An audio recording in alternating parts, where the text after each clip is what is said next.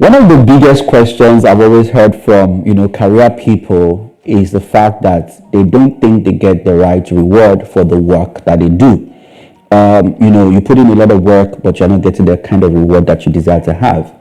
And I think, even though this can also be very true of, talented people and stuff like that, there is still the gap between, what they are putting in and the result that they're getting. And I've come to realize that there are two major things that determine how much of reward you get from the work that you do, right? But before I talk about that, let me quickly share, a bit about a concept, which is the difference between, increasing what you can get from a thing and maximizing what you currently have, right? So let me give you a very good example. Imagine I have a laptop that I'm selling, right? And I can sell this laptop to 500 people, right? But currently, I'm only selling it to 200 people within a market that can provide, 500 people for me. So before I start looking for, increasing or looking for another stream or another channel of making money, what I begin to tell you is that can you maximize what you currently have? A lot of people have not maximized what they currently have. Guess what? They are looking for another thing. What that then translates into is that they have a lot of things that they have dabbled into that is not producing maximum result for them, right? So before you start thinking of increasing or looking for another thing to do, begin to ask yourself, have you maximized what you're currently doing?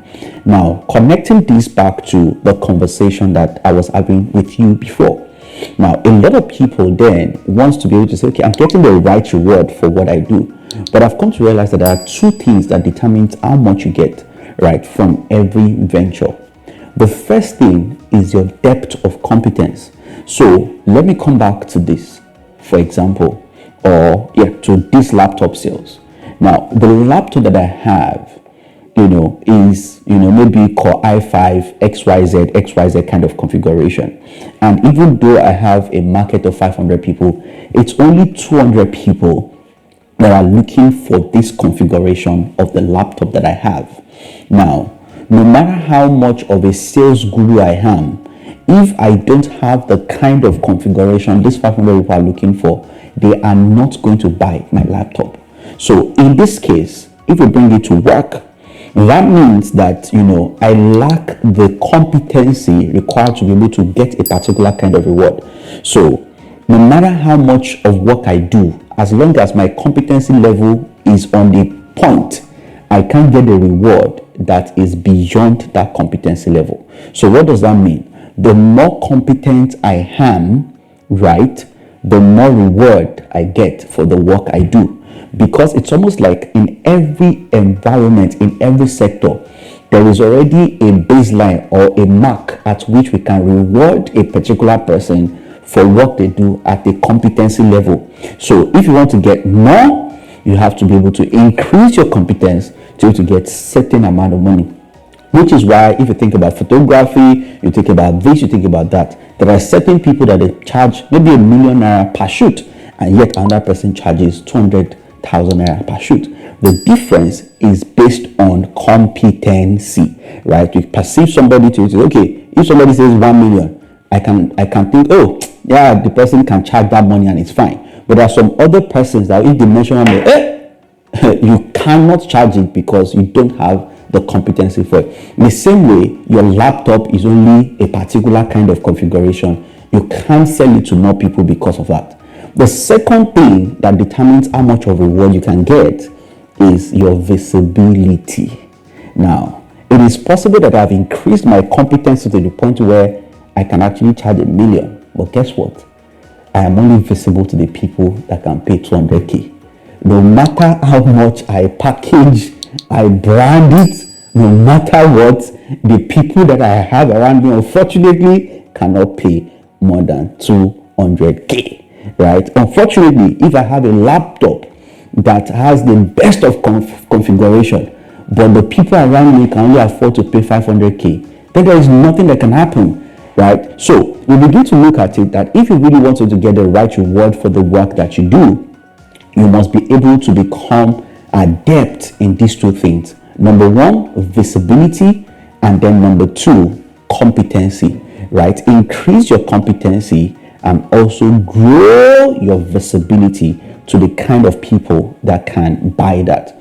Now, to bring this home, let me use an example of somebody that works in a particular organization, right? This person is working, but guess what? Is only visible in his department. His name will go in for promotion, but guess what? He will never come back because there's nobody else in the organization that knows him. Now, another person that is not so competent, his name will go in for promotion and he will also get the promotion because it's visible enough. The mix of this thing determines how much you get within an industry, within a business, or within a career.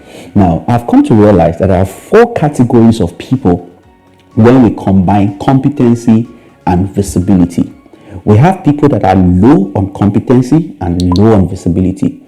Nothing really comes to them, and it's okay because don't think of it, they are low on both anyways. Then we have another cluster of people. They are low on visibility but very high on competency.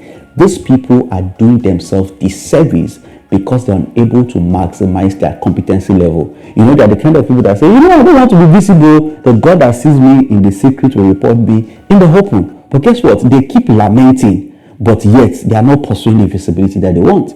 Now, the third cluster of people are people that, they are very visible, but they don't have the competency. So people entrust work into them, bams, and then bad results. People don't use them again. They are visible, they give them job, bad results, people don't use them again. So they have built reputation for bad work, even though they are very visible, right? And then the fourth cluster, competent people that are very visible. These people are the ones that are always getting the reward for the work that they do. My question to you, where are you along these 4 clusters of people? The low on visibility and low on competency, or the one that is high on competency, low on visibility, or the one that is high on visibility but low on competency, or the one that is high on both visibility and competency. Do your analysis today and challenge yourself to move yourself from whatever cluster you find yourself to the best place that works for you, which is a point of visibility and a point of high competency. I believe that this is valuable to you, so please do share with your friends. Follow me on all of my social media handles that is showing on the screen right now, and be sure to subscribe. But most importantly, I challenge you to take your career in your hands and ensure that you become the kind of person that gets the best reward for the work they do by pursuing competency and visibility. Thank you.